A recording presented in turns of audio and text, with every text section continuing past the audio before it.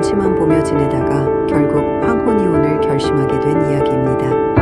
이분의 이름은 가명으로 성우라 부르겠습니다. 자, 함께 들어보시겠어요? 지금 저는 혼자 살고 있습니다. 방 한 칸짜리 작은 오피스텔, 창밖으로 아파트 단지가 내려다 보이는 이곳에서 저는 처음으로 제 시간을 살고 있습니다. 처음에는 이 고요함이 낯설었습니다.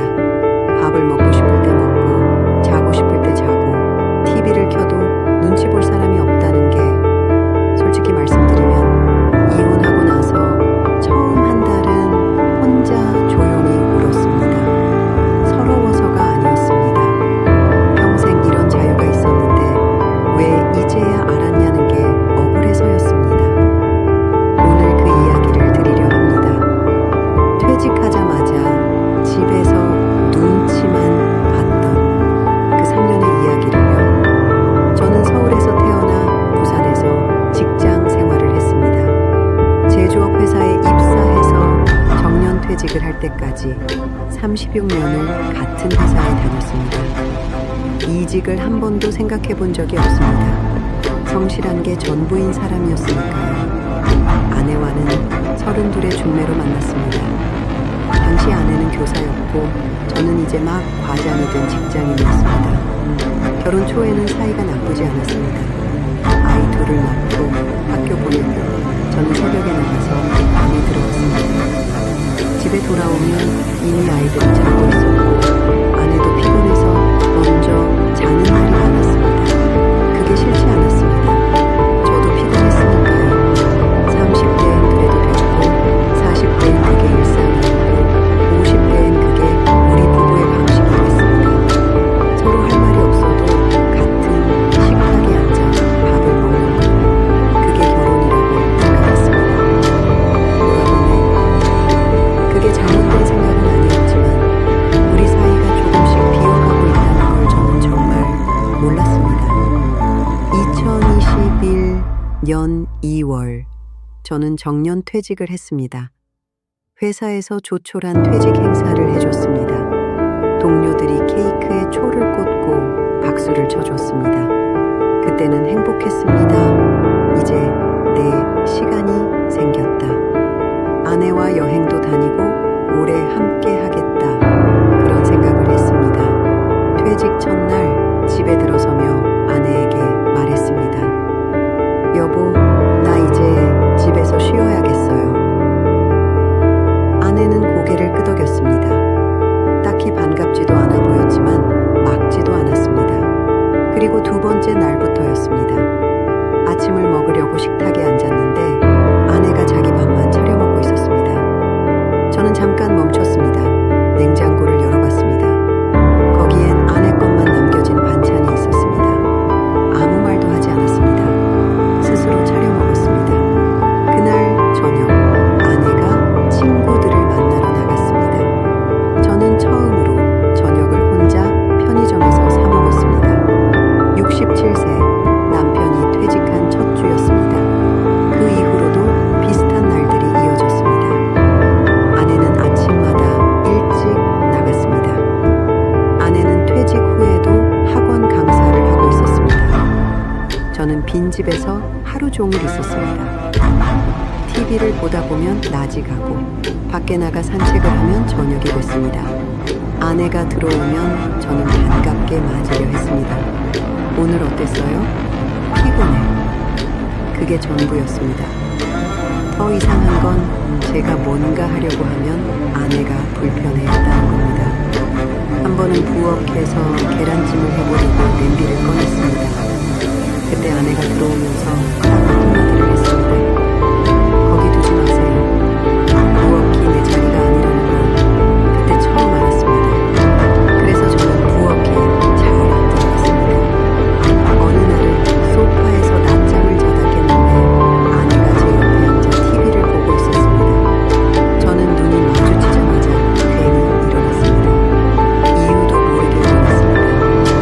집 안에서 제가 편히 있을 수 있는 자리가 점점 없어지는 것 같았습니다.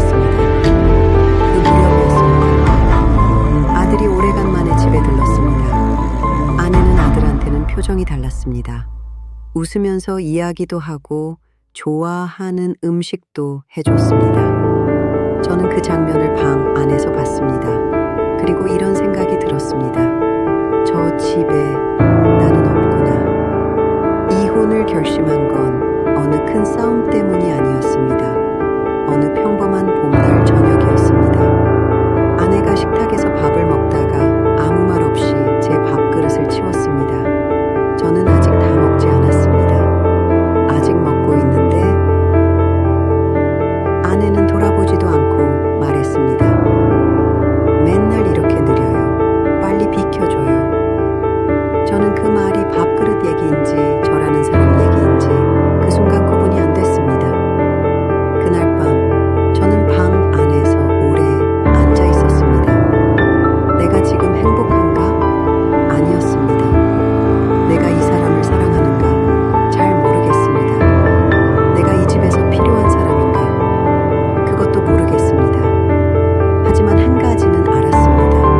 나는 지금 내 집에서 손님보다 못한 대접을 받고 있다. 그리고 나는 이게 앞으로 20년 더 계속될 수도 있다. 그 생각이 들자마자 처음으로 이혼이라는 단어가 떠올랐습니다.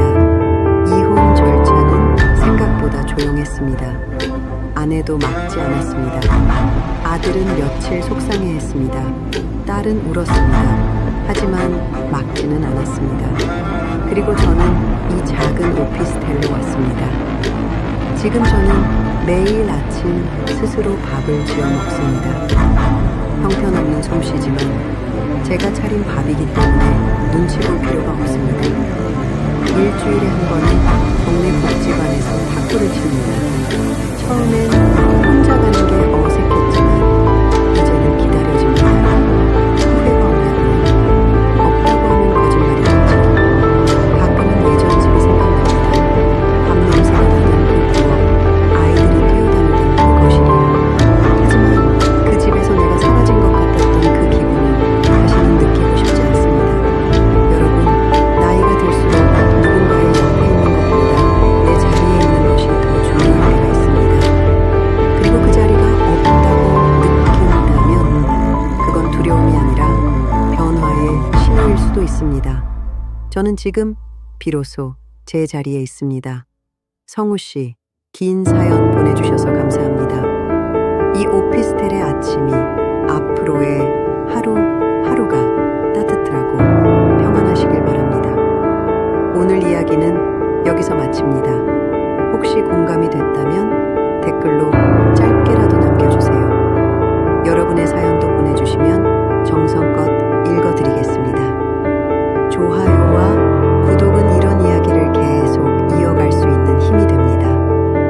감사합니다. 안녕하세요, 여러분. 오늘도 이 시간을 함께 해주셔서 감사합니다.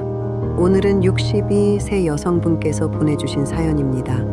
30년을 함께 산 남편과 이혼 도장을 찍던 그날의 이야기입니다. 이분의 이름은 가명으로 미경이라 부르겠습니다. 자, 천천히 들어보시겠어요? 이혼을 한 날, 저는 울지 않았습니다. 법원 복도를 걸어 나올 때도, 버스를 기다리며 서 있을 때도, 집에 들어와 빈 거실 소파에 앉았을 때도 눈물이 나지 않았습니다. 처음에는 그게 이상했습니다. 30년입니다. 29에 만나 30에 결혼해서 60이 새가 될 때까지 같은 집에서 산 사람입니다. 그 사람과 헤어지는 날인데 왜 눈물이 안 나는지 저도 몰랐습니다. 그날 저녁 거울을 보면서 제 얼굴을 한참 들여다봤습니다. 그리고 깨달았습니다. 나는 이미 너무 오래전에 다 울었구나. 오늘 그 이야기를 드리려 합니다. 저는 결혼에 대한 기대가 컸습니다. 텔레비전에서 본 드라마처럼 주말에 같이 시장 가고 아이 낳으면 셋이서 사진도 찍고 저녁이면 그날 있었던 일을 나누는 부부. 그걸 꿈꿨습니다. 남편은 조용한 사람이었습니다. 사귈 때는 그게 듬직해 보였습니다. 말이 없어도 옆에 있으면 편한 사람, 그런 줄만 알았습니다. 결혼하고 첫 해에 알았습니다. 남편은 조용한 게 아니라 그냥 말이 없는 사람이었습니다. 아침에 일어나도 인사가 없고 저녁을 먹어도 말이 없고 주말에도 TV 앞에 앉아 리모컨만 만졌습니다. 제가 먼저 말을 걸면 짧게 대답했습니다. 응, 몰라. 알아서 해. 그게 우리 대화의 전부였습니다. 처음에는 제가 뭔가 잘못한 줄 알았습니다. 더 잘하면, 더 맞춰주면 언젠가 달라지겠지. 그 생각으로 10년을 살았습니다. 아이 둘을 낳았습니다. 산후조리는 제 어머니가 와서 도와주셨습니다. 남편은 병원에서 아이 얼굴 한번 보고 다음 날 출근했습니다. 그게 이상하다고는 생각 안 했습니다. 그 시대 남자들이 다 그랬으니까요. 아이들이 자라면서 저는 엄마이자 아빠였습니다. 숙제도 봐주고 학교 상담도 가고 아플 때 밤새 곁에 있고 싸울 때 혼내고 달래고. 남편은 그 모든 일에 없었습니다. 없는 게 아니라 집에 있었지만 있어도 없는 것과 같았습니다. 한 번은 첫째 아이가 고등학교 2학년 때 담임 선생님한테서 연락이 왔습니다. 아이가 학교에서 좀 힘들어 한다고요. 저는 그날 저녁 남편에게 말했습니다. 여보, 오늘 학교에서 연락 왔어요. 우리 아이가 많이 힘든가 봐요. 한 번만 아이랑 얘기해 줄 수 있어요? 남편이 대답했습니다. 당신이 알아서 해. 그 말을 들은 날, 저는 혼자 화장실에서 울었습니다. 그게 처음이 아니었습니다. 그리고 마지막도 아니었습니다. 저는 30년 동안 화장실에서 울었습니다. 결혼 10년째는 화가 났습니다. 결혼 20년째는 지쳐 있었습니다. 결혼 30년째는 그냥 아무 감정도 없었습니다. 남편이 밥을 먹어도 눈이 가지 않고, 남편이 웃어도 따라 웃고 싶지 않고, 남편이 아파서 병원 다녀온다 해도 그냥 다녀오세요 한마디만 했습니다. 그게 나쁜 사람이 돼가는 건지 아니면 그냥 소진된 건지 저도 구분이 안 됐습니다. 어느 날 친한 친구가 물어봤습니다. 미경아, 너 요즘 어때? 저는 잠깐 생각했습니다. 모르겠어. 그냥 살아. 친구가 한숨을 쉬며 말했습니다. 그냥이 얼마나 된 거야? 저는 대답을 못했습니다. 몇 년 전부터였는지 아니면 처음부터였는지 기억이 나지 않았으니까요. 그 무렵이었습니다. 남편이 퇴직을 했습니다. 저는 솔직히 두려웠습니다. 집에 있는 시간이 많아진 남편과 하루 종일 같은 공간에 있어야 한다는 게요. 예상대로였습니다. 아침마다 밥은? 한마디, 낮에는 리모컨, 저녁에는 반찬이 짜다거나 싱겁다는 말. 30년이 지나도 달라진 건 아무것도 없었습니다. 다른 점이 있다면 저는 이제 더 이상 참을 이유가 없었습니다. 이혼 이야기를 꺼낸 건 제가 먼저였습니다. 어느 저녁 밥을 먹고 나서 저는 남편 맞은편에 앉았습니다. 나 이제 이혼하고 싶어요. 남편이 저를 봤습니다. 처음으로 오래 저를 봤습니다. 그리고 말했습니다. 왜? 묻는 게 아니라 그냥 한 글자였습니다.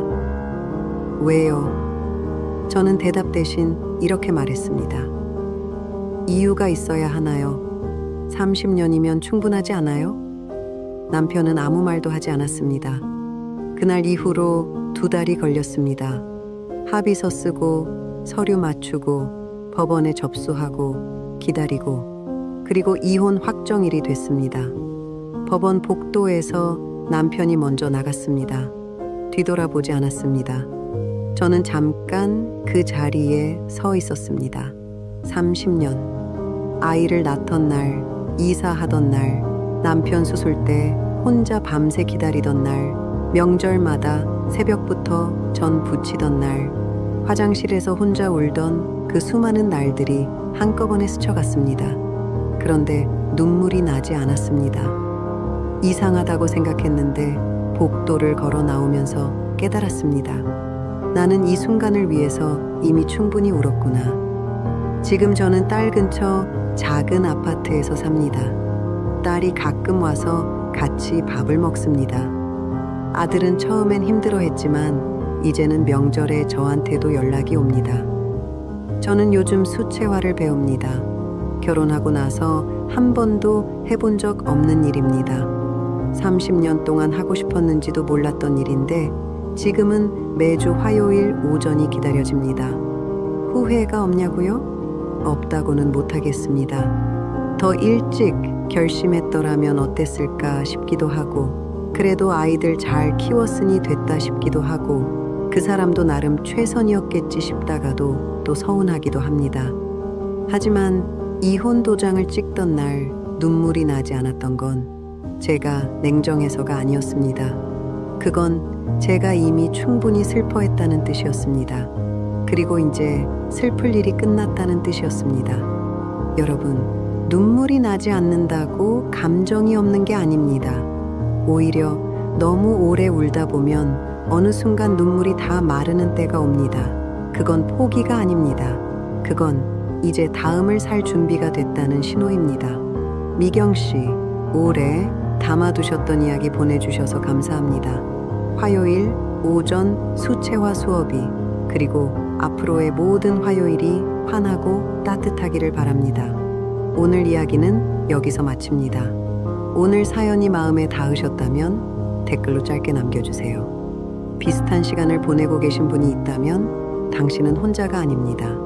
여러분의 사연도 언제든지 보내주세요. 정성껏 읽어드리겠습니다.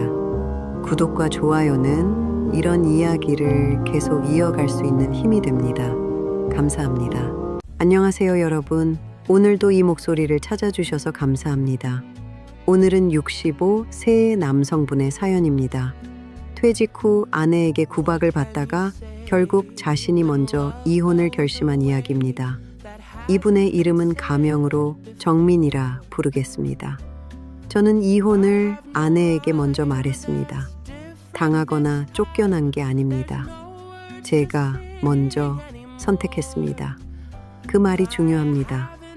왜냐하면 3년 동안 저는 아내에게 한 번도 이기지 못한 사람이었으니까요. 퇴직하면 달라질 줄 알았습니다. 시간이 생기면 더 가까워질 줄 알았습니다. 현실은 반대였습니다. 퇴직 통보를 받고 집에 들어온 날 밤, 아내는 밥상을 차리면서 이렇게 말했습니다. 이제 연금으로 사는 거예요? 그 말투가 지금도 귀에 선합니다. 아직 퇴직도 하지 않은 날이었습니다. 저는 나쁜 남편은 아니었다고 생각합니다. 물론 제가 하는 말이니 100% 믿으실 필요는 없습니다. 하지만 38년을 직장 다니면서 월급 한 번 제때 안 가져다 준 적 없고, 아이들 학비 한 번 밀린 적 없고, 집도 2번 넓혀가며 이사를 했습니다. 아내는 전업주부였습니다. 살림을 도맡아 해줬으니 그게 얼마나 고된 일인지는 압니다. 그런데 솔직히 말씀드리면 경제권은 항상 아내에게 있었습니다. 월급을 고스란히 가져다 주면 아내가 관리하는 방식이었습니다. 용돈은 정해진 만큼 받았고 큰 지출은 아내에게 허락을 맡아야 했습니다. 그게 당연한 줄 알고 살았습니다. 퇴직 전까지는요, 퇴직을 하자 달라졌습니다. 월급이 연금으로 바뀌었습니다. 금액이 줄었습니다. 당연히 줄었습니다. 퇴직이니까요. 문제는 그게 아니었습니다. 아내가 저를 대하는 방식이 달라졌습니다. 퇴직 첫 달, 아내가 통장 정리를 하다가 말했습니다. 이게 전부예요? 이걸로 우리 둘이 살아요? 저는 아무 말도 못했습니다. 2달째 되던 날은 더 심했습니다. 마트에서 제가 생수 한 박스를 카트에 담았습니다. 아내가 슬쩍 빼면서 말했습니다. 사지 마세요. 아껴야 해요. 저는 생수를 다시 넣었습니다. 아내가 다시 꺼냈습니다. 마트 한복판에서 저는 생수 한 박스를 놓고 아내와 눈이 마주쳤습니다. 그 눈빛이 나를 짐으로 보고 있었습니다. 그 이후로 아내의 말버릇이 생겼습니다. 밥을 먹다가도 연금이 얼마야 그게. TV를 보다가도 이 나이에 돈을 더 벌 수는 없는 거예요? 청구서가 오면 당신이 집에만 있으니까 전기세가 이렇게 나오잖아요. 처음에는 맞는 말이라고 생각했습니다. 생활비가 줄었으니 절약해야 하는 거 맞고 전기를 아껴야 하는 거 맞고 그게 다 저 때문인 거 맞다고 생각했습니다. 그런데 어느 날 깨달았습니다. 아내는 절약을 말하는 게 아니었습니다. 저라는 사람의 값어치를 연금 액수로 매기고 있었습니다. 결정적인 날이 있었습니다. 아들이 집에 왔습니다. 오랜만에 셋이서 밥을 먹는데 아내가 아들에게 말했습니다. 아버지가 이제 연금밖에 없잖아. 우리 앞으로 많이 힘들 것 같아. 저는 그 자리에 있었습니다. 마치 제가 없는 것처럼 아내는 아들에게 걱정을 털어놓고 있었습니다. 아들이 저를 봤습니다. 어색한 눈빛이었습니다. 저는 밥을 먹던 숟가락을 내려놓았습니다. 방에 들어가 문을 닫았습니다. 거울 앞에 섰습니다. 65세, 흰머리 가득한 내 얼굴, 38년을 일한 사람, 가족 먹이고 재우고 키운 사람. 그런데 지금 내 아내는 나를 연금만 축내는 짐으로 보고 있구나. 그 순간 억울함이 올라왔습니다. 억울함 뒤에 분노가 올라왔습니다. 분노 뒤에 이런 생각이 들었습니다. 나는 이 사람에게 더 이상 증명할 것도 미안할 것도 없다. 그날 저녁 아들이 돌아가고 나서 저는 아내 앞에 앉았습니다. 그리고 말했습니다. 나 이혼할 거예요. 아내가 저를 봤습니다. 갑자기 왜요? 저는 이렇게 말했습니다. 갑자기가 아니에요. 연금만 축낸다는 말 들은 날부터 생각했어요. 아내가 아무 말도 못했습니다. 이혼 절차는 6개월 걸렸습니다. 재산 정리, 연금 분할, 서류들. 아내는 끝까지 제가 먼저 말을 꺼냈다는 게 믿기지 않는 눈치였습니다. 저도 솔직히 놀랐습니다. 평생 참는 게 몸에 배어있던 사람이 어떻게 먼저 입을 열었는지. 지금 저는 작은 원룸에 삽니다. 연금으로 혼자 사는 건 둘이서 사는 것보다 훨씬 부족하지 않습니다. 제가 쓰고 싶은 것에 씁니다. 먹고 싶은 걸 먹습니다. 아무도 통장을 들여다보지 않습니다. 후회요? 없습니다. 딱 한 가지, 더 일찍 말하지 못한 것만요. 여러분, 나이가 들수록 사람은 돈으로 평가받는 순간이 옵니다. 월급이 줄거나 일을 그만두거나 더 이상 벌지 못하게 되는 순간. 그때 옆에 있는 사람이 어떤 눈빛으로 나를 보는지가 그 사람의 진심입니다. 그리고 그 눈빛이 틀렸다고 느낀다면 당신은 먼저 말할 자격이 있습니다. 정민 씨, 사연 보내주셔서 감사합니다. 그 원룸의 아침이, 아무도 통장을 들여다보지 않는 그 아침이 오늘도 평안하시길 바랍니다. 오늘 이야기는 여기서 마칩니다. 공감이 되셨다면 댓글 한 줄 남겨주세요. 여러분의 사연도 언제든지 보내주세요. 좋아요와 구독은 큰 힘이 됩니다. 감사합니다. 안녕하세요, 여러분. 오늘도 찾아와 주셔서 감사합니다. 오늘은 59세 여성분께서 보내주신 사연입니다. 막내가 독립하고 나서 30년 만에 남편과 단둘이 남은 집에서 느낀 낯설음에 대한 이야기입니다. 이분의 이름은 가명으로 지연이라 부르겠습니다. 작년 가을이었습니다. 막내가 짐을 싸서 나간 날, 저는 현관 앞에 서서 닫히는 문을 한참 봤습니다. 차 소리가 멀어지고 나서도 한동안 그 자리에 있었습니다. 그리고 거실로 돌아왔습니다. 소파에 남편이 앉아 있었습니다. 우리 둘이 눈이 마주쳤습니다. 남편이 말했습니다. 갔어? 응. 그게 전부였습니다. 그런데 그 짧은 침묵이 왜 그렇게 길게 느껴졌는지 모르겠습니다. 집이 갑자기 너무 컸습니다. 30년을 살아온 이 집이 그날따라 처음 보는 공간 같았습니다. 그리고 소파에 앉아있는 남편도 솔직히 말씀드리면 조금 낯설었습니다. 아이가 셋이었습니다. 2살 터울로 줄줄이 낳아서 집 안에 항상 소리가 있었습니다. 아침이면 새아이 밥 챙기고 학교 보내고 학원 데려다 주고 데려오고 숙제 봐주고 싸우면 말리고 울면 달래고 집이 시끄러운 게 당연한 줄 알았습니다. 명절이면 온 집안이 가득 찼고 방학이면 냉장고가 이틀 만에 비었습니다. 그게 피곤한 줄도 알았지만 그게 사는 거라고 생각했습니다. 남편과 저는 그 소란 속에서 각자 맡은 역할을 했습니다. 남편은 밖에서 벌어왔고 저는 안에서 굴렸습니다. 대화가 많지는 않았지만 서로 뭘 하는지는 알았습니다. 아이들 이야기를 하면 됐으니까요. 큰아의 수학 점수 올랐어요. 막내가 요즘 밥을 잘 먹어요. 둘째가 친구랑 싸웠대요. 우리의 대화는 항상 아이들이 중간에 있었습니다. 첫째가 취직해서 나간 게 5년 전, 둘째가 결혼해서 나간 게 3년 전, 막내가 나간 건 작년 가을이었습니다. 그러니까 사실 집이 조금씩 비워진 건 오래된 일이었습니다. 그런데 막내가 나간 날은 달랐습니다. 완전히 비어버렸으니까요. 저녁을 차렸습니다. 둘이서 먹는 밥상은 반찬이 남아서 어색했고 조용해서 어색했고 마주 앉은 것 자체가 어색했습니다. 남편이 숟가락을 들면서 말했습니다. 잘 됐다. 이제 조용하네.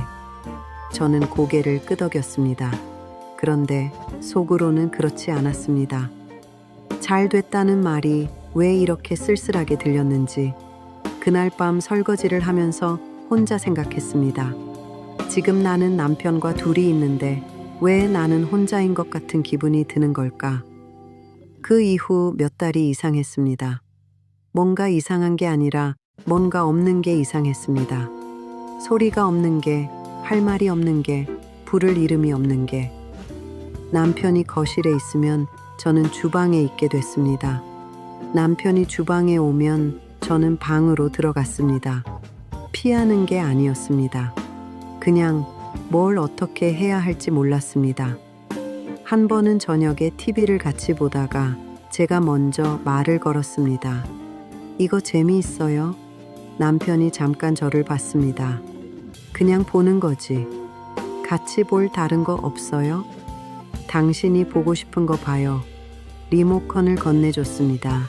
저는 그 리모컨을 받고 나서 아무것도 틀지 못했습니다. 내가 보고 싶은 게 뭔지 몰랐습니다. 30년 동안 아이들이 보고 싶다는 걸 틀어줬으니까요. 그날 저는 처음으로 이런 생각을 했습니다. 나는 이 사람을 알고 있는가? 그리고 이 사람은 나를 알고 있는가? 어느 토요일 아침이었습니다. 남편이 신발을 신으면서 말했습니다. 나 걸으러 가는데 같이 갈래요? 처음 있는 일이었습니다. 저는 잠깐 멈췄습니다. 어디요? 뒷산 입구까지 1시간이면 돼요. 저는 신발을 신었습니다. 우리는 나란히 걸었습니다. 처음 10분은 아무 말도 없었습니다. 그냥 걸었습니다. 그러다가 남편이 불쑥 말했습니다. 막내 잘 있겠지? 그럼요. 잘 지낼 거예요. 적응 잘 할까? 잘 해요. 얘가 원래 어디서든 잘 하잖아요. 잠깐 침묵이 흘렀습니다. 그리고 남편이 말했습니다. 당신은요? 적응하고 있어요? 저는 그 말이 뜻밖이었습니다. 30년 동안 남편이 그런 말을 한 적이 없었습니다. 저는 잠깐 생각하다가 솔직하게 말했습니다. 아직 잘 모르겠어요. 남편이 고개를 끄덕였습니다. 나도요. 그 두 마디가 우리가 30년 만에 나눈 가장 솔직한 대화였습니다. 지금도 집은 조용합니다. 리모컨을 받아도 뭘 볼지 모르고 밥상이 남고 아무도 현관문을 쾅 닫지 않습니다. 여전히 남편과 둘이 있으면 가끔 어색합니다. 그런데 그 어색함이 조금씩 달라지고 있다는 걸 느낍니다. 지난주에는 남편이 마트를 같이 가자고 했습니다. 그전 주에는 제가 먼저 커피 한잔 하자고 했습니다. 별것 아닙니다. 하지만 우리에게는 처음 있는 일이었습니다. 생각해보면 우리는 30년 동안 함께 살았지만 서로를 향해 걸어본 적이 없었습니다. 항상 아이들을 향해 걸었습니다. 이제 아이들이 없으니 처음으로 우리가 서로를 향해 걸어야 합니다. 늦었다고 생각할 수도 있습니다. 그런데 저는 요즘 이런 생각을 합니다. 30년 전에 시작했어야 했던 것을 지금 시작하는 것도 늦은 게 아니라 그냥 우리의 순서인 거라고요. 혹시 지금 비슷한 시간을 보내고 계신 분이 있다면 그 낯설음은 이상한 게 아닙니다. 아이들이 가득 채워주던 자리가 비워진 거니까요. 그 빈자리를 어떻게 채울지는 이제 우리가 정하면 됩니다. 지연 씨, 따뜻한 사연 보내주셔서 감사합니다. 이번 주 토요일 산책이 지난주보다 조금 더 편안하시길 바랍니다. 오늘 이야기는 여기서 마칩니다. 비슷한 경험이 있으신 분 댓글로 남겨주세요. 여러분의 사연도 기다리고 있습니다. 구독과 좋아요는 이런 이야기를 계속 이어가는 힘이 됩니다. 감사합니다. 안녕하세요, 여러분. 오늘도 찾아와 주셔서 감사합니다. 오늘은 64세 여성분께서 보내주신 사연입니다. 결혼 3년 차, 우리는 완벽한 남도 완전한 부부도 아닌 유령이 되었습니다. 얼마 전 참 오랜만에 그 사람에게서 카톡이 왔습니다. 자동차 보험 갱신 기간인데 작년이랑 똑같이 할게. 딱 한 줄이더군요. 저도 짧게 답장을 보냈습니다. 응, 알겠어. 입금할게. 이 짧은 대화가 끝난 뒤 휴대폰 화면을 한참 동안 들여다봤습니다. 20년을 넘게 한 이불을 덮고 살았던 사람, 내 아이들의 부모. 그런데 지금은 1년에 한두 번 세금이나 보험 문제로만 연락하는 사이. 네, 저는 지금 결혼 3년 차에 접어든 사람입니다. 누군가는 제게 묻습니다. 이혼이라는 주홍글씨도 피하고 혼자만의 자유도 얻었으니 부럽다고요. 시대를 앞서가는 현명한 선택을 한 거 아니냐고요. 글쎄요. 오늘 저는 카메라나 남들 앞에서는 차마 말하지 못했던 결혼의 진짜 민낯에 대해 이야기해보려 합니다. 처음 짐을 싸서 집을 나오던 날을 아직도 잊지 못합니다. 서로 얼굴만 보면 짜증이 나고 숨소리조차 거슬렸던 그 숨막히는 집안 공기. 이혼 서류에 도장을 찍자니 그 복잡한 과정과 양가 부모님, 무엇보다 아이들의 상처가 두려웠습니다. 그래서 우리는 졸혼이라는 아주 그럴듯한 포장지를 선택했죠. 결혼을 졸업한다. 참 멋진 말이지 않습니까? 혼자만의 공간에 처음 누웠던 첫 달은 정말이지 날아갈 것 같았습니다. 퇴근하고 집에 돌아와 밥 대신 맥주 한 캔을 마셔도 잔소리할 사람이 없고 주말 내내 소파에 누워 TV만 봐도 눈치 볼 필요가 없었습니다. 변기에 튄 물방울로 싸울 일도, 명절마다 어느 집을 먼저 가느냐로 얼굴 붉힐 일도 사라졌습니다. 아, 진작 이렇게 살걸. 왜 그 지옥 같은 시간을 버텼을까? 그때는 제가 완벽한 해답을 찾았다고 굳게 믿었습니다. 하지만 그 달콤한 착각은 딱 1년을 넘기지 못했습니다. 시간이 흐를수록 제 삶에 자유가 있던 자리에는 기묘한 애매함이 스며들기 시작했습니다. 가장 뼈저리게 느꼈던 건 작년 겨울 독감에 심하게 걸렸을 때였습니다. 열이 39도까지 오르고 온몸이 두들겨 맞은 것처럼 아픈데 텅 빈 집안에는 물 한 잔 떠줄 사람이 없더군요. 휴대폰을 들었지만 그 사람에게 연락할 수는 없었습니다. 우리는 결혼한 사이니까요. 아프다고 징징대는 건 합의된 규칙 위반 같았습니다. 결국 혼자 비틀거리며 응급실에 가서 수액을 맞는데 간호사가 묻더군요. 보호자분은 안 오시나요? 그 질문에 아무 대답도 하지 못했습니다. 법적인 아내가 남편이 버젓이 있는데 내 보호자는 세상 어디에도 없는 그 처절한 모순. 그날 수액을 맞으며 응급실 천장을 보는데 서러워서 눈물이 핑 돌았습니다. 우리는 늘 아이들을 위해서 이혼 대신 조론을 택했다고 말해왔습니다. 하지만 3년이 지난 지금 생각해보면 그건 철저히 우리 두 사람의 비겁한 변명이었습니다. 아이들 생일이나 어버이날, 가족 행사가 있을 때면 우리는 다시 만나서 아무 일 없는 화목한 부부 연기를 합니다. 아이들은 눈치가 빠릅니다. 밥을 먹는 내내 우리 부부의 눈치를 살피고 분위기가 어색해질까봐 억지로 밝은 척을 합니다. 차라리 이혼을 해서 각자의 삶을 깔끔하게 정리했다면 아이들도 한 번의 큰 상처를 이겨내고 현실을 받아들였을 겁니다. 하지만 이 끝나지 않은 관계는 아이들에게 평생토록 끝나지 않는 긴장감을 안겨주고 있었습니다. 그걸 깨달았을 때의 죄책감은 이혼으로 인한 미안함보다 결코 가볍지 않았습니다. 이혼은 칼로 베어내는 수술 같습니다. 당장은 피가 나고 죽을 만큼 아프지만 시간이 지나면 흉터가 아물고 새살이 돋죠. 반면에 조로는 마치 진통제만 맞으며 버티는 만성질환 같습니다. 아프지는 않지만 결코 완치될 수 없는 병. 저는 완벽한 싱글도 아니고 그렇다고 유부남, 유부녀도 아닌 상태로 세상을 떠돌고 있습니다. 누군가와 새로운 사랑을 시작하려 해도 서류상 기혼자라는 사실은 불륜이라는 낙인이 됩니다. 그렇다고 다시 예전 집으로 돌아가기엔 이미 건너버린 강이 너무 넓고 깊습니다. 우리는 서로의 인생을 놓아주지도 않으면서 붙잡지도 않는 참으로 잔인한 유예 기간을 살아가고 있는 겁니다. 혹시 지금 지긋지긋한 결혼 생활의 도피처로 조론을 꿈꾸는 분이 계신가요? 그렇다면 한 번 더 묻고 싶습니다. 당신이 원하는 것이 진짜 혼자만의 삶인지 아니면 그저 지금의 갈등을 피하고 싶은 회피인지 말입니다. 조론 3년 차. 저는 여전히 이혼보다 조론이 낫다고 자신 있게 말하지 못하겠습니다. 어쩌면 조만간 이 애매하고 긴 말줄임표 같은 관계에 마침표를 찍을 용기를 내야 할지도 모르겠습니다. 혼자 먹는 저녁 밥상이 오늘따라 참 차갑고 무겁습니다.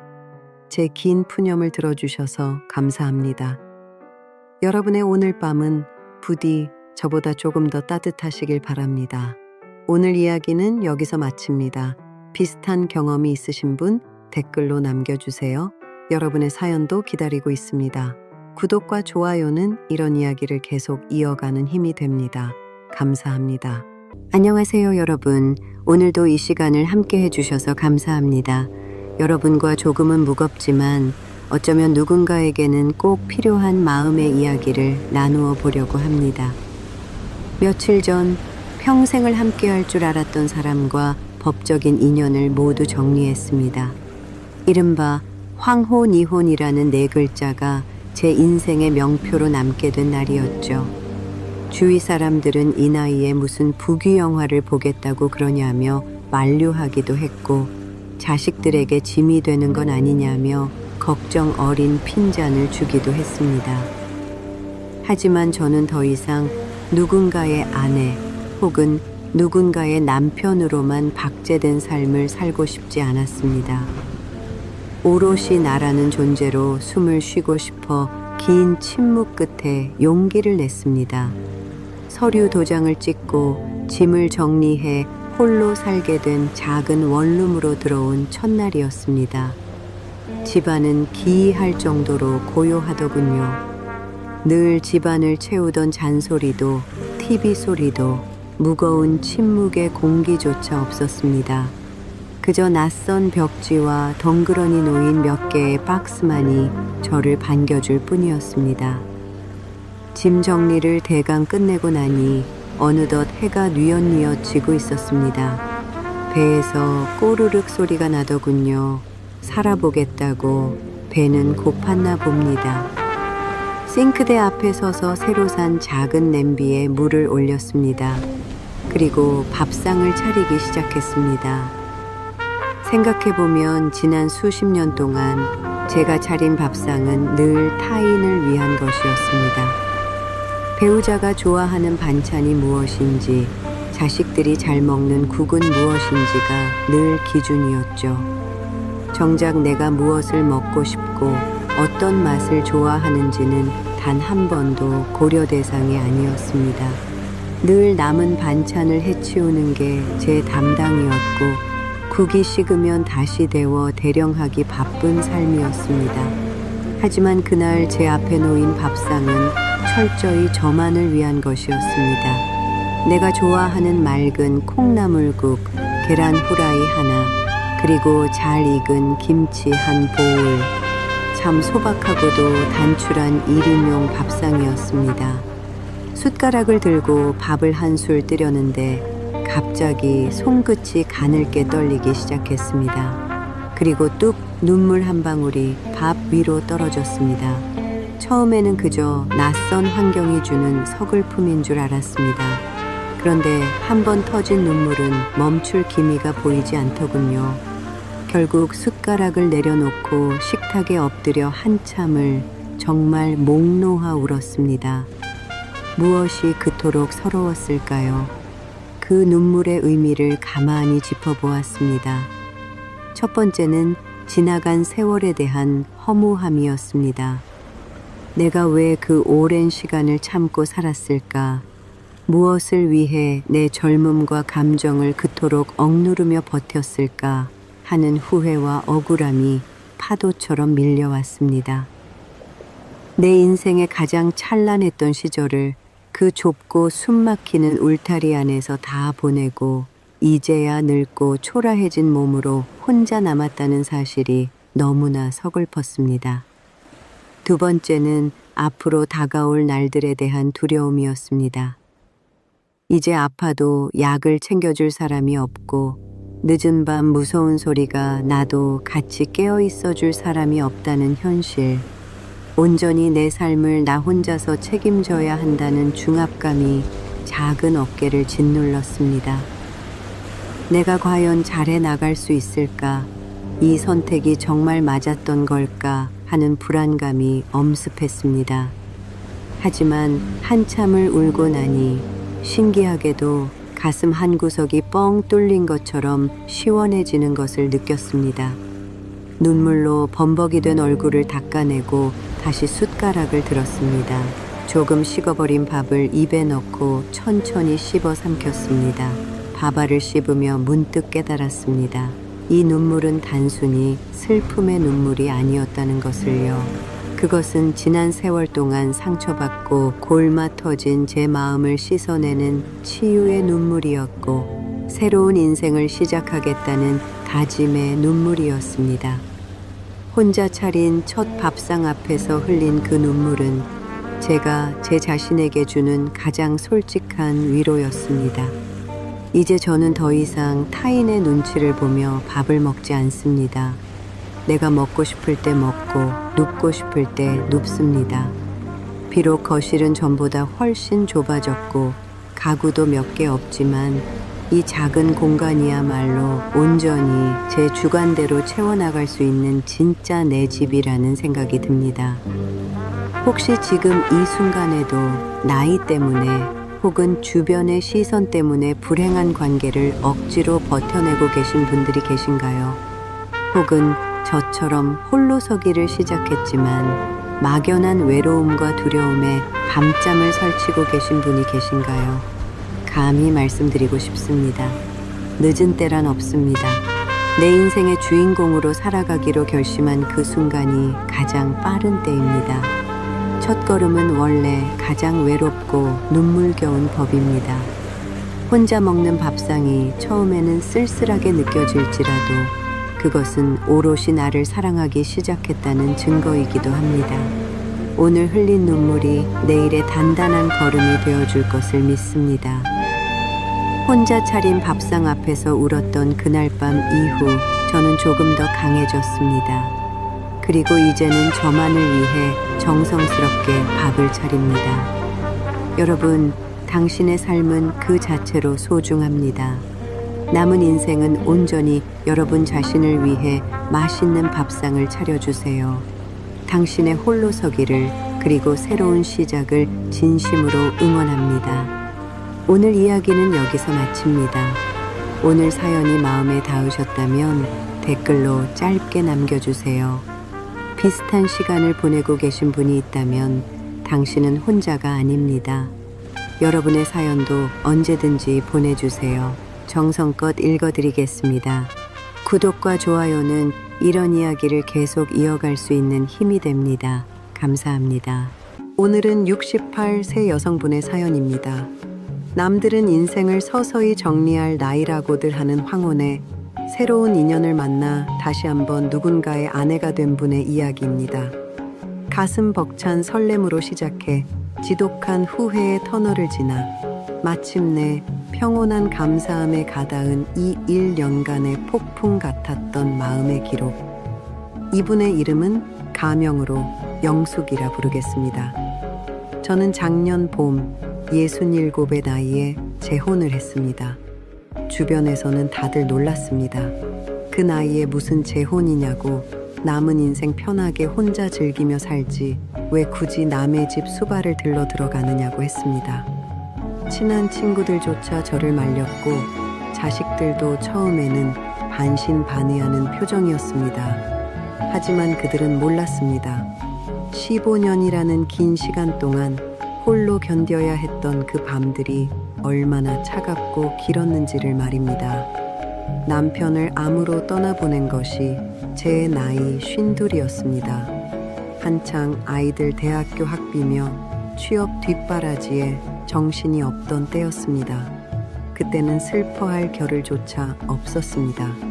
남편의 빈자리를 채워야 했고 두 아이의 엄마이자 가장으로서 억척스럽게 살아야 했습니다.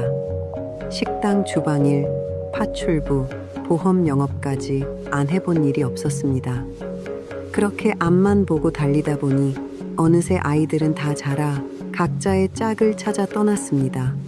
큰 집에는 저 혼자 덩그러니 남았습니다. 처음에는 자유로웠습니다. 밥하기 싫으면 안 해도 되고 늦게까지 텔레비전을 봐도 누구 하나 잔소리하는 사람이 없었으니까요. 그런데 그 달콤했던 자유는 곧 뼈를 시리게 하는 고독으로 변했습니다. 아침에 눈을 떴을 때 저에게 잘 잤어? 라고 물어주는 사람이 없다는 것. 하루 종일 입을 꾹 닫고 있다가 저녁에 텔레비전을 보며 헛기침이라도 한번 해야 겨우 제 목소리를 들을 수 있다는 것. 그건 자유가 아니라 형벌 같았습니다. 가장 무서웠던 건 밤이었습니다. 자다가 갑자기 심장이 뛰거나 숨이 가쁠 때, 내가 이대로 조용히 숨을 거두면 언제쯤 누가 나를 발견할까 하는 생각에 소름이 돋아 밤을 지새운 적이 한두 번이 아니었습니다. 아무리 보일러 온도를 높여도 사람의 온기가 빠져나간 집은 늘 한기가 돌았습니다. 그러던 중 동네 복지관에서 주최하는 실버 등산 모임에 나가게 되었습니다. 집에만 있으면 우울증에 걸릴 것 같아 억지로 등을 떠밀려 나간 길이었습니다. 그곳에서 지금의 남편을 만났습니다. 저보다 2살 많은 그분은 참 과묵한 사람이었습니다. 남들처럼 앞에 나서서 농담을 던지지도 않았고 그저 묵묵히 맨 뒤에서 뒤처지는 일행들을 챙기며 걷는 분이었습니다.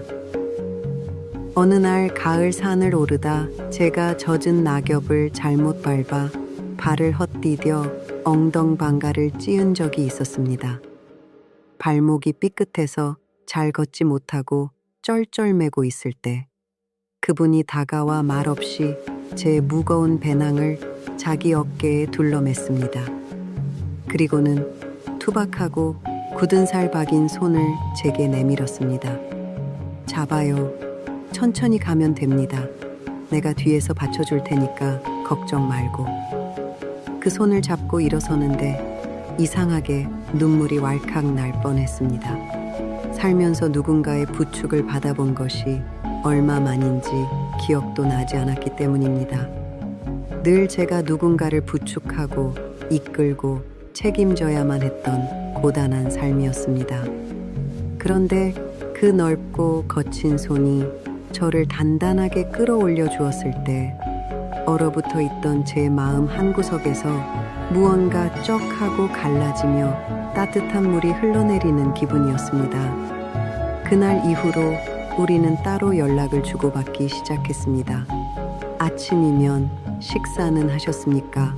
하고 투박한 문자가 왔고, 저녁이면 오늘 하루도 고생 많으셨습니다. 편히 주무세요 라는 인사가 도착했습니다. 그 사소한 안부 인사가 제 일상을 완전히 뒤흔들어 놓았습니다. 핸드폰에서 카톡 소리가 날 때마다 67살 먹은 할머니의 가슴이 쿵쾅쿵쾅 뛰기 시작했습니다. 내가 지금 이 나이에 웬 주책인가 싶어 허벅지를 꼬집어 보기도 했습니다. 하지만 거울을 보는 시간이 점점 길어졌습니다. 눈에 띄는 흰 머리를 족집게로 뽑아내고 장롱 깊숙이 넣어두었던 화사한 색깔의 스카프를 꺼내 목에 둘렀습니다. 딸아이가 쓰라고 사준 뒤 한 번도 바르지 않았던 립스틱을 칠하며 거울 속 제 입술을 요리조리 살펴보기도 했습니다.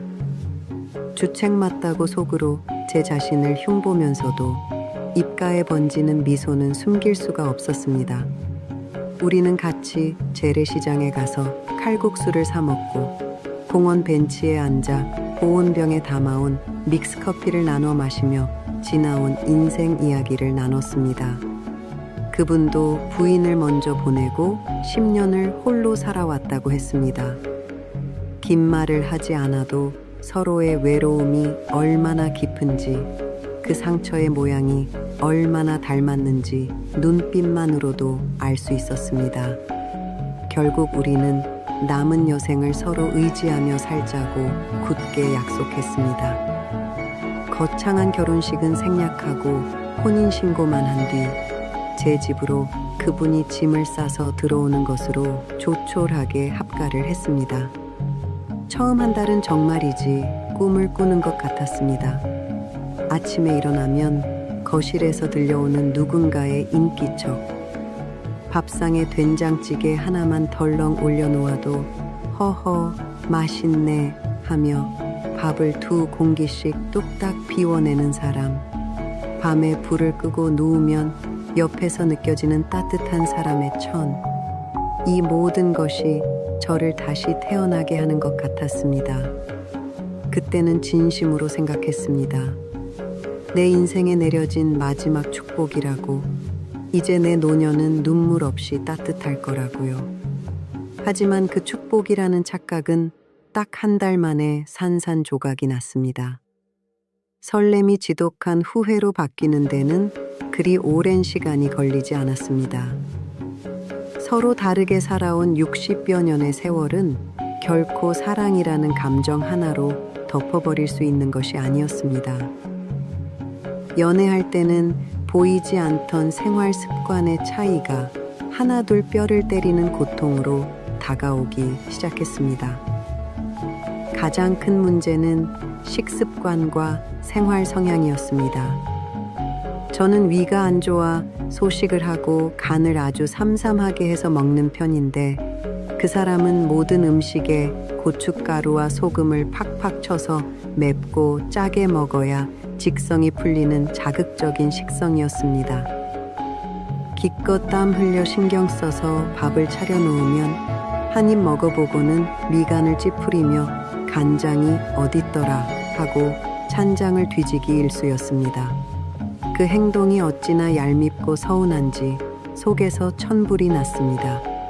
게다가 성격은 어찌나 고집스럽고 가부장적인지, 바깥일은 남자가, 집안일은 여자가 한다는 낡은 사고방식이 뼛속까지 박혀있는 분이었습니다. 밥을 다 먹고 나면 싱크대에 자기 밥그릇 한번 갖다 놓는 법 없이 입을 닦으며 곧장 소파로 직행해 텔레비전을 켰습니다. 제가 허리가 휘어지게 청소기를 돌리든 쪼그려 앉아 걸레질을 하든 본인은 손가락 하나 까딱하지 않고 소파에 누워 리모컨만 돌려댔습니다. 어느 날은 땀을 뻘뻘 흘리며 무거운 겨울 이불 빨래를 베란다에 널고 있는데 거실 소파에 누워있는 그 사람의 무심한 발바닥을 보는 순간 억장이 와르르 무너져 내리는 것 같았습니다. 내가 미쳤지. 외로움 좀 달래보겠다고 이 나이에 늙은 상전을 하나 더 들였구나. 내 손으로 내 무덤을 팠구나. 밥순이, 청소부 노릇이나 하려고 남의 수발을 자처했구나. 후회가 밀려오기 시작하니 그 사람의 모든 것이 미워 보였습니다. 밤마다 코를 고는 소리가 천둥처럼 시끄러워 귀마개를 꽂아야 했고 양말을 뒤집어서 아무데나 훌렁훌렁 벗어놓는 버릇을 볼 때마다 결국 참지 못하고 소리를 질렀습니다. 한 번은 집안 물건을 버리는 문제로 평생 해본 적 없는 큰 싸움을 했습니다. 그 사람은 고장난 우산, 유통기한이 3년이나 지난 연고, 목이 다 늘어나 해진 러닝셔츠까지 다 끌어안고 사는 지독한 구두소의 성격이었습니다. 반면 저는 집안에 먼지 하나 없이 말끔하게 비워두어야 직성이 풀리는 깔끔한 성격이었습니다. 제가 참다 못해 몰래 베란다에 쌓여있던 낡은 등산화와 쓸모없는 상자들을 내다 버렸는데 나중에 그 사실을 안 남편이 불같이 화를 내며 집안을 뒤집어 엎었습니다. 당신이 뭔데 내 귀한 물건들을 마음대로 버려? 당신이 내 살림에 보태준 거 있어? 왜 남의 물건에 함부로 손을 대? 얼굴을 붉히며 삿대질을 하는 그 고함 소리에 저는 넋을 잃고 말았습니다. 내 살림, 남의 물건이라고 선을 긋는 그 단어에 남아있던 작은 정마저 뚝 떨어져 나갔습니다. 저는 방문을 쾅 닫고 들어가 침대에 엎드려 소리 죽여 펑펑 울었습니다. 손을 잡아주며 든든하게 받쳐주던 그 등산로에서의 설렘은 온데간데 없고 당장이라도 짐을 싸서 저 영감을 내쫓고 싶다는 생각뿐이었습니다. 그날 밤 딸에게 전화를 걸어 엉엉 울며 하소연을 했습니다. 엄마가 도저히 숨이 막혀서 안 되겠다. 당장 내일이라도 짐 싸서 나가라고 해야겠다. 차라리 외로운 게 낫지. 괴롭고 억울해서 못 살겠다. 그렇게 우리는 한 지붕 아래 살면서도 2주일 넘게 서로 눈도 마주치지 않고 말 한마디 섞지 않는 지독한 냉전의 시간을 보냈습니다. 밥도 각자 챙겨 먹고 잘 때는 서로 차가운 등을 돌리고 끝과 끝에 바짝 붙어 누웠습니다. 황혼의 재혼은 제 인생 최악의 선택이자 돌이킬 수 없는 치명적인 실수로 굳어지고 있었습니다. 그렇게 서로 마음의 문을 닫고 살얼음판 같은 6개월이 지났을 무렵이었습니다. 유난히 춥고 눈이 많이 오던 지난 1월, 제가 장을 보고 돌아오다 집 앞 빙판길에서 크게 미끄러지는 사고를 당했습니다. 쿵 하는 소리와 함께 허리와 고관절에 극심한 통증이 밀려왔고 저는 그 자리에서 꼼짝도 하지 못한 채 실려갔습니다. 고관절 골절이었습니다.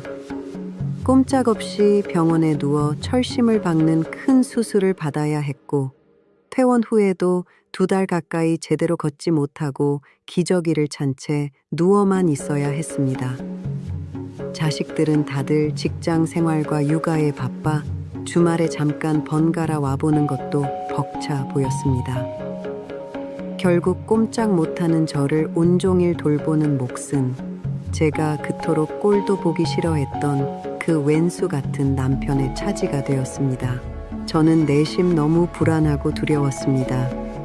평생 자기 손으로 라면 한 번 안 끓여본 가부장적인 양반이 꼼짝 못하는 내 대소변을 받아내며 병수발을 들 수나 있을까? 오히려 화를 내고 짜증을 부리다가 나를 버려두고 나가버리지는 않을까. 아픈 와중에도 속으로 눈치만 살피며 바늘방석에 누운 듯 끙끙댔습니다. 그런데 제 생각은 완전히 빗나갔습니다. 그 뻣뻣하고 고집불통이던 영감이 제 곁에 딱 붙어서 1분 1초도 떠나지를 않는 겁니다. 제가 아파서 밤에 끙끙 앓는 소리를 내면 새우잠을 자다가도 용수철처럼 벌떡 일어나 굳은 살 박인 손으로 밤새 제 다리를 주물러 주었습니다. 생전 안 해본 주방 일을 하겠다며 인터넷 요리 동영상을 크게 틀어놓고 코끝에 돋보기 안경을 걸친 채 주방에서 하루 종일 덜그럭덜그럭 소리를 냈습니다. 그러더니 한참 뒤 간도 하나도 안 맞고 쌀알은 푹 퍼져버린 정체불명의 소고기죽을 한 그릇 끓여서 방으로 들고 들어왔습니다.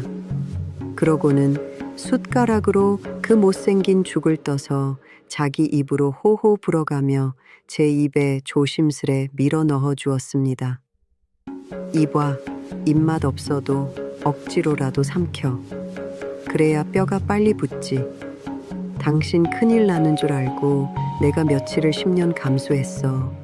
제발 무사히만 일어나게 해달라고 내가 평생 안 찾던 부처님, 예수님 다 찾았어. 그의 목소리는 평소처럼 퉁명스러웠지만 숟가락을 쥔 그 투박한 손은 미세하게 바들바들 떨리고 있었습니다. 눈시울이 붉어진 채 저를 바라보는 그 걱정스러운 눈빛, 그 무뚝뚝한 주름 사이로 엿보이는 저를 향한 애타는 진심. 화장실을 가야 할 때면 저를 깃털처럼 번쩍 안아 병위에 조심스레 앉혀주고 제가 부끄러워 얼굴을 붉히며 냄새 나니까 빨리 나가 있어 라고 소리를 쳐도 문 밖에서 안절부절 못하며 조심해, 미끄러우니까 움직이지 마, 다 싸면 불러, 내가 도와줄게 하며 저보다 더 끙끙대는 그 사람. 몇 주째 머리를 못 감아 퀴퀴한 냄새가 나는 제 정수리에 조심스레 따뜻한 수건을 올려 정성껏 닦아주던 그 거칠고 따뜻한 손길. 그 긴 2달 동안 남편은 단 한마디의 불평이나 짜증 없이 제 더러운 대소변을 치우고 제 몸을 닦아주고 제 삼시세끼를 차려냈습니다. 잠을 못 자 훌쩍 수척해진 남편의 얼굴을 보면서 저는 캄캄한 밤 침대에서 참 많이도 소리 죽여 울었습니다. 미안해서 울었고 고마워서 가슴이 미어지게 울었습니다. 어느 날 밤 남편이 제 옆 방바닥에 얇은 이불을 깔고 누워 지쳐 새근새근 잠든 모습을 침대 위에서 물끄러미 내려다 보았습니다. 그때 불현듯 그런 생각이 들었습니다. 그래, 치약 좀 중간부터 짜면 어떻고 텔레비전 좀 늦게까지 보면 어떠냐. 물건 좀 안 버리고 끌어안고 살면 또 어떠냐. 내가 이렇게 속수무책으로 쓰러져 아무것도 못하는 고깃덩어리 신세가 되었을 때 화 한 번 안 내고 도망가지도 않고 이렇게 내 밑을 닦아주며 내 곁을 지켜주는 내 유일한 내 편인데 그 사람을 향해 불같이 타오르던 미움과 원망, 제 혼을 뼈저리게 후회했던 그 마음들이 그 고요한 밤 남편의 옅은 코골이 소리 속에서 눈 녹듯이 사르르 흔적도 없이 사라져 버렸습니다. 사랑이라는 게, 가슴 뛰는 설렘이라는 게 젊은 사람들의 화려한 전유물인 줄만 알았습니다. 그리고 이 나이에 재혼해서 행복해지려면 매일 웃음꽃만 피고 완벽하게 잘 맞아야 하는 줄 알았습니다. 하지만 황혼의 인연은 달랐습니다. 이것은 한순간 확 타오르고 재만 남는 장작불이 아니라 겉으로는 투박해도 은은하게 밤새도록 온몸을 데워주는 뜨끈한 구들장 같은 것이었습니다. 이제 재혼한 지 딱 1년이 되었습니다. 제 다리는 다행히 잘 아물어 다시 2발로 걸어 다닐 수 있게 되었습니다. 솔직히 말씀드리면 수술 사건 이후로 우리 부부의 일상이 동화처럼 완벽하게 변하지는 않았습니다. 우리는 여전히 티격태격합니다. 남편은 여전히 제가 해주는 반찬이 짠에 싱겁네 투덜대고, 저는 남편이 허물벗듯 아무데나 벗어놓고 다니는 양말과 옷가지들을 치우며 속사포처럼 잔소리를 퍼붓습니다. 여전히 텔레비전 채널을 두고 리모컨 쟁탈전을 벌이기도 합니다. 하지만 달라진 것이 하나 있습니다. 예전처럼 속으로 내 팔자야, 내가 미쳤지 하며 후회하고 미워하지는 않는다는 것입니다. 대신 밥투정을 하는 남편의 밥그릇 위에 묵묵히 깨식 반찬을 얹어주며 투덜대지 말고 그냥 쳐드셔 하고 가볍게 핀잔을 주고 같이 허허 웃어넘길 수 있는 여유가 생겼습니다. 남편도 헛기침을 하며 멋쩍게 밥을 크게 떠먹습니다. 이제 저는 분명히 압니다. 아침에 눈을 떴을 때 거실에서 들려오는 저 투박한 헛기침 소리가 얼마나 감사한 생명의 소리인지, 밤에 불을 끄고 누웠을 때 내 옆에서 느껴지는 거칠고 묵직한 코골이, 숨소리가 얼마나 큰 위안과 평화인지, 혼자 밥을 먹다 사례가 들렸을 때 등을 두드려줄 사람이 내 곁에 숨 쉬고 있다는 이 사소한 일상이 얼마나 거대한 기적인지를 말입니다. 황혼 재혼 1년. 처음에는 늦게 찾아온 설렘에 눈이 멀어 붕 떠 있었고, 중간에는 좁혀지지 않는 삶의 차이 때문에 피눈물 나게 후회하고 도망치고 싶었습니다. 하지만 지금 제 마음속 깊은 곳에 앙금처럼 남은 감정은 딱 하나뿐입니다. 그저 이 사람이 내 곁에 살아있어 주어서 감사합니다. 서로의 모난 60년 세월을 깎아내며 맞추는 과정은 참 아프고 고통스러웠지만, 이제 우리는 제법 아귀가 잘 맞는 든든한 톱니바퀴가 되어 서로를 지탱하며 남은 생을 향해 함께 굴러가고 있습니다. 오늘 저녁에는 우리 집 늙은 영감이 제일 좋아하는 고춧가루 팍팍 풀고 소금 쳐서 얼큰하게 끓인 명태찌개를 올려줘야겠습니다. 여러분, 가끔은 맞춰가는 과정이 너무 숨이 막히고 힘들어서 모든 것을 다 버리고 도망치고 싶을 때가 있습니다. 특히 황혼에 만난 인연은 각자 살아온 세월만큼이나 그 삶의 껍질이 너무나도 단단해서 서로 맞물려 깨기가 참으로 고통스럽습니다. 하지만 그 단단한 껍질을 부수고 나와 기꺼이 서로의 맨살을 부비며 천을 나누게 되었을 때, 그 어떤 젊은 날의 찬란한 사랑보다도 훨씬 더 끈끈하고 깊고 묵직한 전우애가 생겨납니다. 영숙 씨, 오늘 저녁 보글보글 끓이시는 그 매콤한 명태찌개에는 짠 소금 대신 남편분을 향한 깊은 고마움과 애정을 한 움큼 가득 넣어보시는 건 어떨까요? 오늘 이야기는 여기서 마칩니다. 댓글로 여러분의 솔직하고 따뜻한 이야기도 남겨주세요. 여러분이 품고 계신 소중한 사연도 언제나 기다리고 있습니다. 감사합니다. 안녕하세요, 여러분. 오늘도 이 목소리를 찾아주셔서 감사합니다. 오늘은 50대 남성분의 사연입니다. 먼저 떠난 아내를 가슴에 묻고 멈춰버린 시간 속을 고행하듯 걷다가 어느 날 불쑥 찾아온 따뜻한 온기 앞에서 차마 웃지 못하고 무너져 내렸던 이야기입니다. 이분의 이름은 가명으로 성민이라 부르겠습니다. 아내가 제 곁을 떠난 지 올해로 딱 5년이 되었습니다.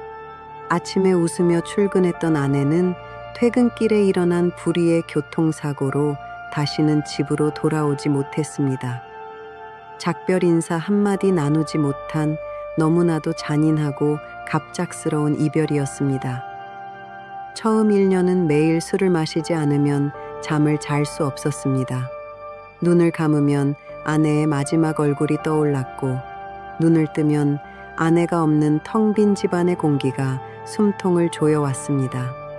옷장의 옷도, 화장대의 화장품도, 칫솔 하나도 버리지 못하고 그대로 두었습니다. 마치 아내가 긴 여행을 떠난 것처럼 언젠가 문을 열고 나 왔어 하며 들어올 것만 같았습니다. 그렇게 제 인생의 시계는 아내가 떠난 5년 전 그날에 멈춰버렸습니다. 주말이면 홀로 등산을 가거나 도서관에 틀어박혀 책만 읽었습니다. 사람들을 만나는 것도 피했습니다. 누군가 제게 안부를 물으면 제가 너무 불쌍한 사람이 된 것 같아 비참했고, 혹여나 농담에 섞여 웃음이라도 터져 나오는 날에는 집에 돌아와 제 자신을 혐오하며 괴로워했습니다. 아내는 저렇게 억울하게 차가운 곳에 있는데 내가 감히 밥을 넘기고 웃어? 스스로에게 형벌을 내리듯 저는 철저하게 무채색의 외로운 삶을 자처했습니다. 그 사람을 만난 건 1년 전 도서관 봉사활동 모임에서였습니다.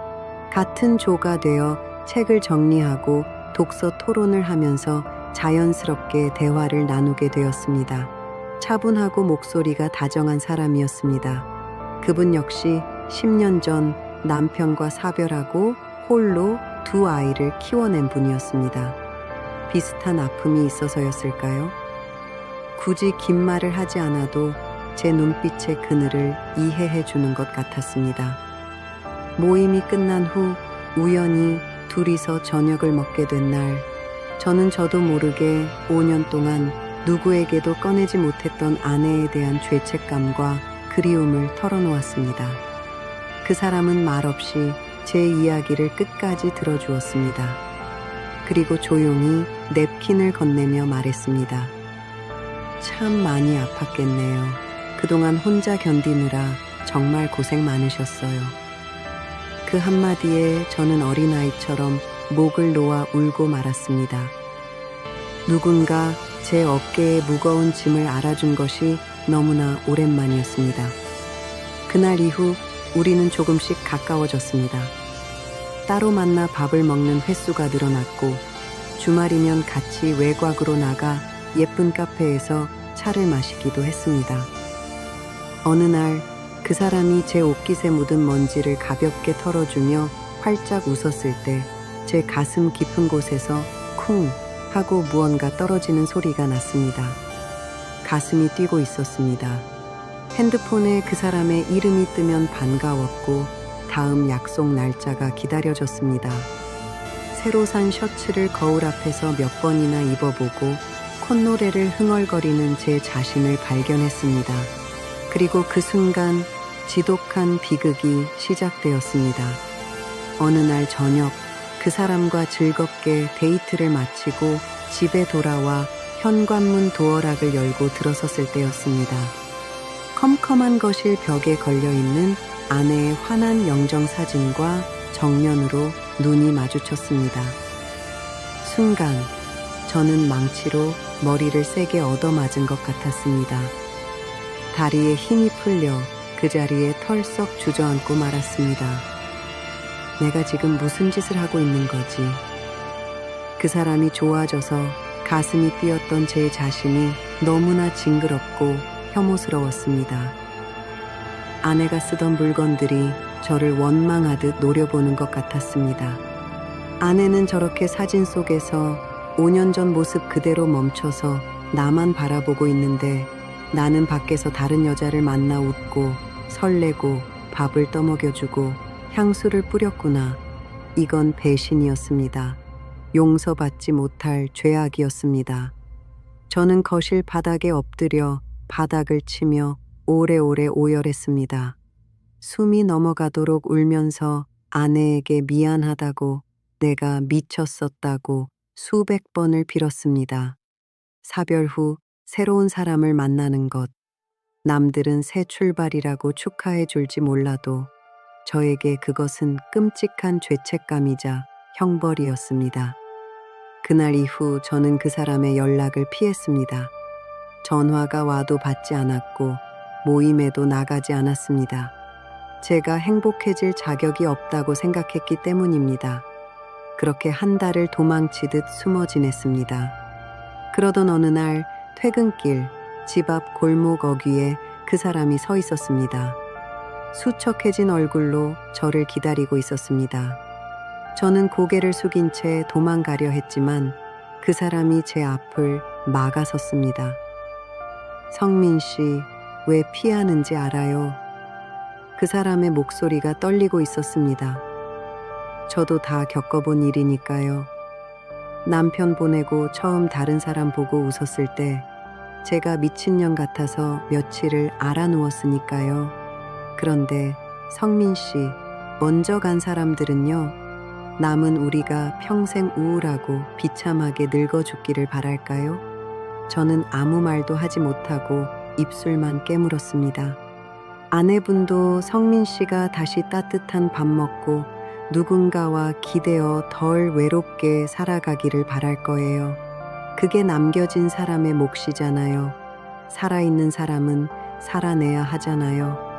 그 사람의 눈에서 굵은 눈물이 툭 떨어졌습니다.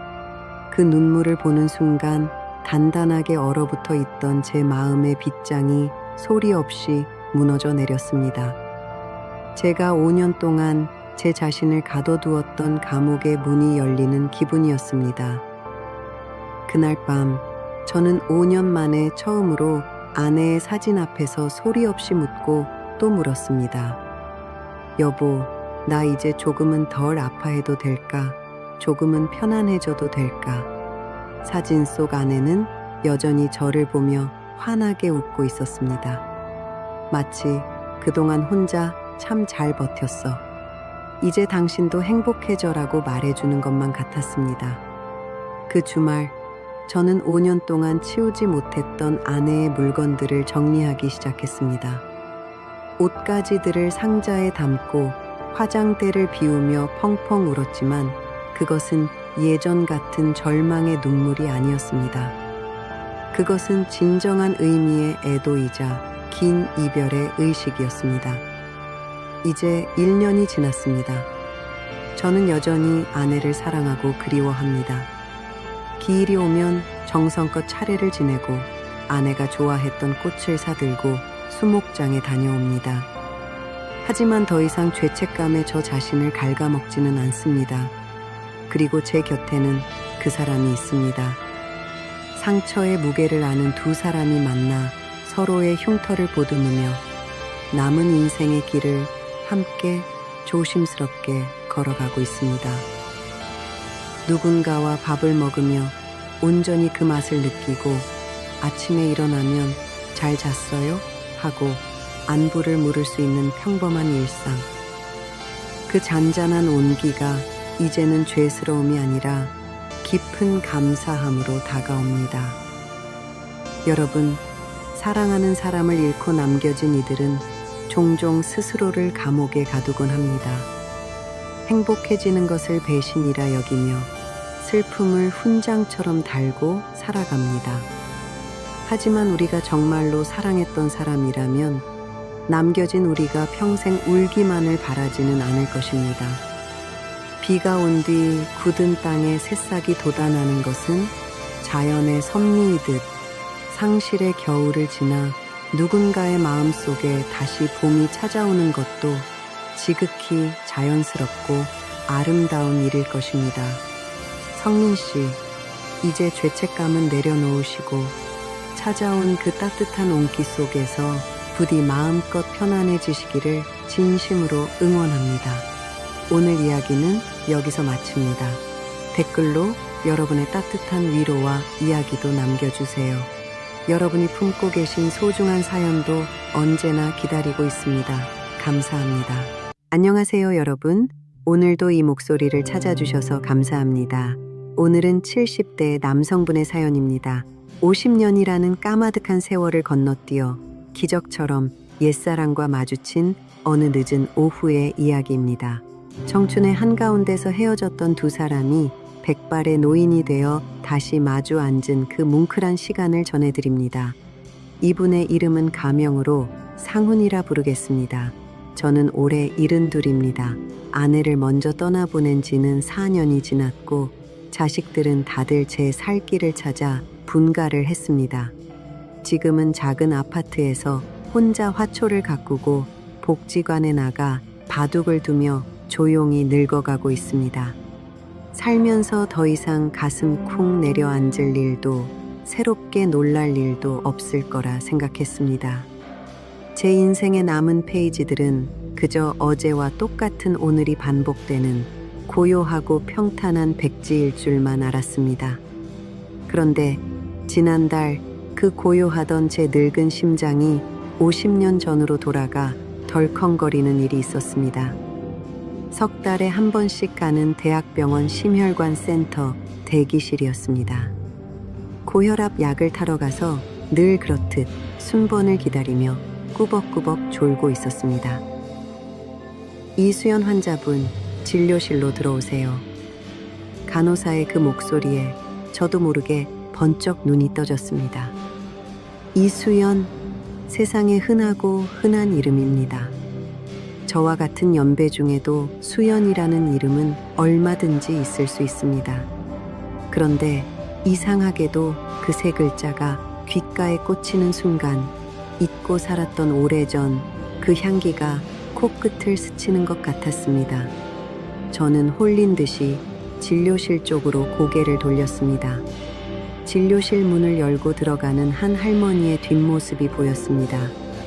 굽은 등에 짧은 뽀글머리, 한 손에는 지팡이를 짚은 영락 없는 70대 노인이었습니다. 그럴 리가 없지. 속으로 실없는 생각을 했다며 헛기침을 하려던 참이었습니다. 진료를 마치고 나온 그 할머니가 처방전을 받아들며 간호사에게 고맙다고 인사를 건네며 살짝 웃었습니다. 그 순간 저는 숨이 턱 막히고 말았습니다. 주름진 얼굴, 하얗게 센 머리카락.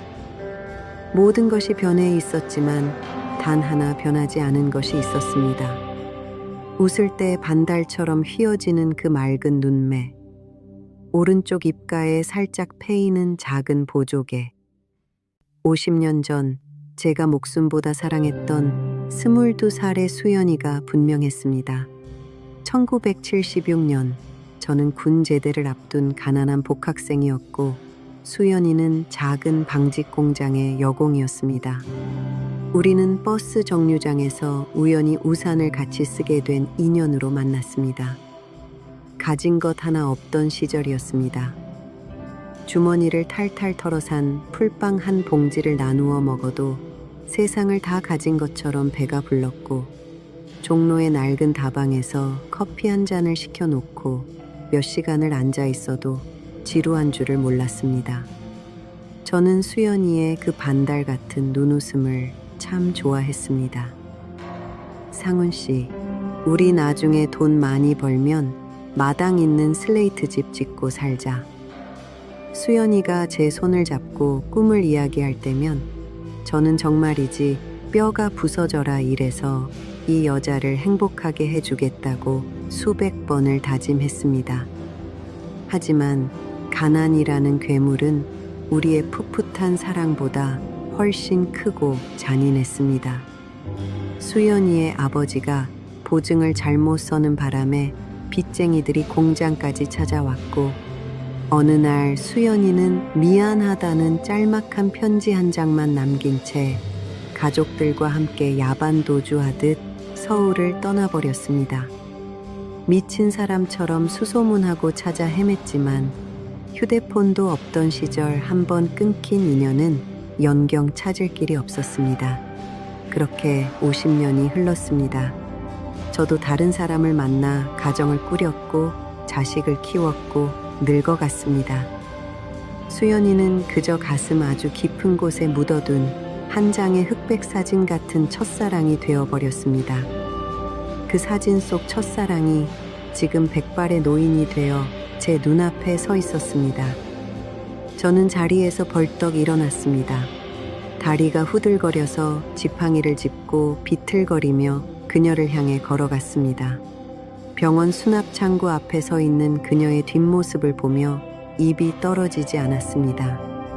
저기, 제 떨리는 목소리에 그녀가 천천히 고개를 돌렸습니다. 두꺼운 돋보기 안경 너머로 저를 바라보는 그녀의 눈동자에 의아함이 서렸습니다. 혹시 수연이? 이수연 아니오? 그녀의 표정이 굳어졌습니다.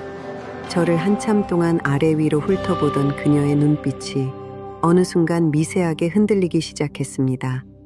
손에 쥐고 있던 처방전이 파르르 떨렸습니다. 누구? 혹시 상훈 씨? 그래 나요. 나 상훈이. 우리는 병원 복도 한가운데서 바보처럼 서로를 바라보며 멍하니 서 있었습니다. 눈물이 날 줄 알았는데 오히려 눈물은 나지 않았습니다. 그저 믿기지 않는 현실 앞에서 숨소리만 거칠어졌습니다.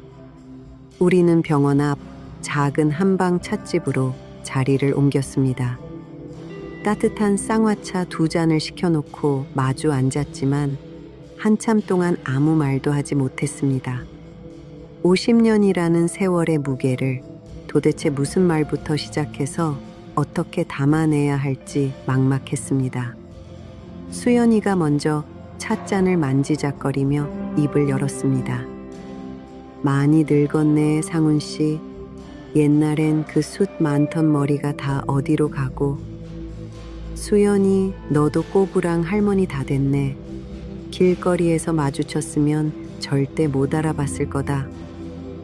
농담처럼 툭 던진 말에 우리는 동시에 소리내어 웃었습니다.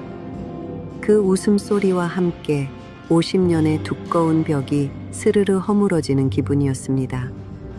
우리는 지난 반세기의 삶을 조심스럽게 꺼내어 놓았습니다. 수연이는 부산으로 내려가 식당 일부터 파출부까지 안 해본 고생 없이 살았다고 했습니다. 그러다 착한 남편을 만나 남매를 낳고 기르며 평범하게 살았지만 10년 전 남편을 병으로 먼저 보내고 지금은 큰딸네 집 근처에서 혼자 지낸다고 했습니다. 그래도 우리 딸내미가 참 착해. 병원 가는 날이면 꼭 이렇게 용돈을 쥐어준다니까. 수연이가 주름진 손으로 꼬깃꼬깃한 10,000원짜리 몇 장을 꺼내 보여주며 웃었습니다. 그 검버섯 핀 손등을 보는 순간 왜인지 모르게 가슴이 찌릿하게 아파왔습니다. 방직 공장에서 쉴 새 없이 실을 뽑아내느라 늘 반창고가 감겨있던 22살의 작고 하얀 손. 그 예뻤던 손이 50년 풍패 이렇게 거칠고 뭉툭하게 변해버렸구나. 나 없이도 참 치열하게 험한 세상 잘 버텨내 주었구나. 잘 살았네 수연아. 정말 고생 많았어. 이렇게 살아있어줘서 너무 고맙다. 제 말에 수연이의 반달 같던 눈가에 마침내 이슬이 맺혔습니다. 그녀는 조용히 안경을 벗고 손수건으로 눈가를 찍어냈습니다. 상훈 씨도 고생했어. 우리 둘 다 참 열심히 살았다, 그치? 그날 우리는 찻집에서 2시간을 앉아 있었습니다. 자리에서 일어날 때 수연이가 제 소매를 살짝 잡았습니다. 상훈 씨, 우리 이제 연락처는 알고 지내자. 젊은 날 빚쟁이한테 쫓기듯 헤어진 거 내 평생 마음의 짐이었어. 다 늙어서 이렇게 얼굴 봤으니 1년에 1번이든 2번이든 생사 확인은 하고 살자고. 저는 고개를 끄덕이며 그녀의 구형 폴더폰에 제 번호를 꾹꾹 눌러 찍어주었습니다. 집으로 돌아오는 버스 안 창밖을 보는데 자꾸만 실없는 웃음이 났습니다. 50년 만에 만난 첫사랑. 드라마나 영화처럼 가슴이 찢어지게 아프거나 불꽃 같은 열정이 되살아난 것은 아니었습니다. 우리는 이미 서로의 배우자를 사랑했고 각자의 인생을 충실히 살아낸 노인들일 뿐입니다. 하지만 수연이를 다시 만난 것은 젊은 날 가장 빛나고 찬란했던 시절에 나를 만난 것과 같았습니다. 가난했지만 순수했던 22살의 최상훈이 그곳에 살아있었고 우리의 그 애틋했던 시간이 거짓이 아니었음을 증명해주는 유일한 생존자를 만난 기분이었습니다. 요즘 저는 한 달에 한 번 병원 가는 날이 기다려집니다. 우리는 진료 날짜를 맞춰 같은 날 병원에 갑니다. 진료가 끝나면 병원 지하 식당에서 된장찌개를 같이 사 먹고 공원 벤치에 앉아 자식들 흉도 보고 관절염 약 부작용에 대해 토론하기도 합니다. 수연아, 찌개 좀 싱겁게 먹어. 혈압에 안 좋아. 아유, 잔소리 좀 그만해. 50년 전이나 지금이나 영감탱이 같은 건 똑같네. 티격태격하며 웃는 이 소박한 시간이 저는 참 좋습니다. 황혼에 다시 만난 옛사랑은 저에게 잊고 있던 청춘의 온기를 선물해 주었습니다. 사랑이라는 거창한 이름보다는 남은 인생의 길목에서 가끔 차 한 잔 나누며 서로의 안부를 물어줄 수 있는 오랜 벗. 그것만으로도 제 남은 생은 충분히 따뜻해질 것 같습니다. 여러분, 첫사랑은 이루어지지 않아서 더 아름답다고들 합니다.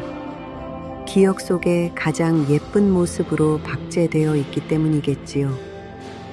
하지만 세월의 풍파를 정통으로 맞은 주름진 얼굴로 다시 마주했을 때 그 주름 속에서 50년 전의 맑은 미소를 찾아내는 일은 상상 이상으로 뭉클하고 벅찬 경험이었습니다. 상훈 씨, 두 분의 그 평온하고 따뜻한 인연이 남은 여생의 든든한 위로와 벗이 되어주기를 진심으로 바라겠습니다. 다음 달 병원 가시는 날에는 수연 씨에게 예쁜 봄꽃 한 송이 선물해 보시는 건 어떨까요? 오늘 이야기는 여기서 마칩니다. 댓글로 여러분의 솔직하고 따뜻한 이야기도 남겨주세요. 여러분이 품고 계신 소중한 사연도 언제나 기다리고 있습니다.